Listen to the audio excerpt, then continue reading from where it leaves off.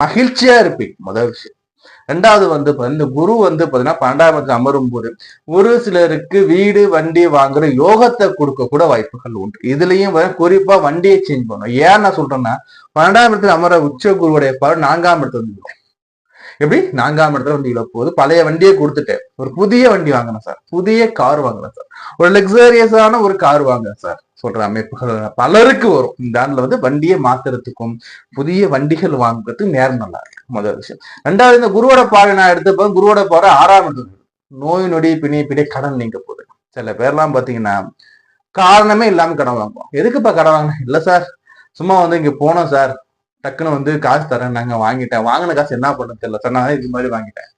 கடன் வாங்கவே இருக்குன்னு தெரியாது. அதே மாதிரி வந்து பல செலவு பண்றதும் ஒரு ரீசனபிளா செலவுகள் இருக்காது. அவங்க கொடுத்தாங்கன்னா வாங்கிட்டேங்கிற மாதிரி இருக்கும். சோ அந்த அமைப்புகள்லாம் நீங்கி கடன்கள் அடையக்கூடிய அமைப்பா இருக்கும். உடல்ல நோய் இருக்கு சார், எனக்கு நான் வந்து மாத வகையில மாத்திரை சாப்பிட்டுட்டே இருக்கேன் சார், நான் மாசம் மாசம் மாத்திரை சாப்பிடுவேன் சார், இல்லை எனக்கு வந்து பாத்தீங்கன்னா இந்த உடல் வேலை ரொம்ப அதிகமா இருக்கு சார், கைகாலில் வலிகள் இருக்கு சார், முதுகு இருக்கு சார் சொல்றவங்களுக்கு எல்லாமே இந்த உடல் உபாதைகள் நீங்க கூட ஒரு நல்ல ஒரு காலம் அந்த காலமா அமையுங்க.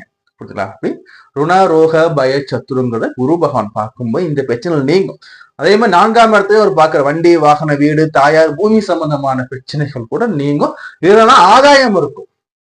முதல் விஷயம் ஆதாயம் இருக்கும்.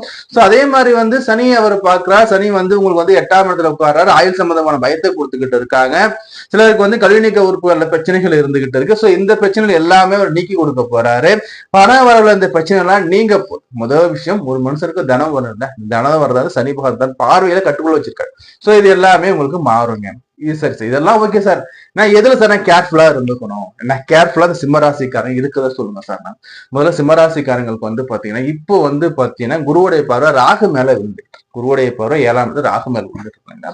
இந்த குரு பகவான் வந்து பேச்சு அந்திர போகும்போது என்ன நடக்கணும் வந்து பாரு, குருவுடைய பார்வை ராகு மேல இருந்து அப்படியே ஷிஃப்ட் ஆகி எங்கன்னா சனி மேல போய் விழும். அப்போ சனி மேல போய் விழும்போது ராகு தடிச்சு நிற்பாரு. ராகு எங்க நிற்பாரு? 7ஆம் இடத்துல நிற்பாரு. அப்போ திருமண வாழ்க்கையில சற்று கவனமா இருந்துக்கணும். ஏன்னா தேவையில்லாத பிரச்சனைகள் வருவதற்கும் 3ஆம் நபர் குறுக்கீடுகள் வரும் வாய்ப்பு. எப்படி சார் 3ஆம் குறுக்கீடு? நம்மளுடைய அந்த குடும்ப விஷயத்த 2 பேர்ட்ட சொல்லும் போது அவங்க வந்து இன்டர்ஃபியர் ஆவாங்க. அதனால குடும்பத்துல பிரச்சனைகள் வருவதற்கு வாய்ப்புகள் மிக அதிகம். சோ 7ஆம் இடத்துல ராகு இது மட்டும் பண்ணாது. நமக்கு ஆப்போசிட் செக்ஸ் உள்ள பார்த்தீங்கன்னா நம்மளுடைய எதிர்ப்பாளினர் அவர்கள் மூலியமா நம்ம பிரச்சனைகள் வருவதற்கு வாய்ப்பு எந்த ரூபத்துல வேணாலும் வரலாம். அன்டிஃபைனபிள். சோ வந்து இந்த மாதிரி வகைகளில் நம்ம கவனமா இருக்கும். அதே மாதிரி ஜென்மத்துல வந்து பாத்தீங்கன்னா கேது பகவான் ஜென்மத்துல அமரக்கூடிய கேது நமக்கு வாழ்க்கையில ஒரு விரக்தியை கொடுத்துக்கிட்டே இருப்பாங்க. வாழ்க்கையில ஒரு விரக்தியை கொடுத்துக்கிட்டே இருப்பாங்க. தலை சார்ந்த பிரச்சனைகளும் கழுத்து சார்ந்த பிரச்சனைகளும் மூட்டுக்கு கைகள்ல வலிகளையும் கொடுத்துக்கிட்டு இருப்பாங்க.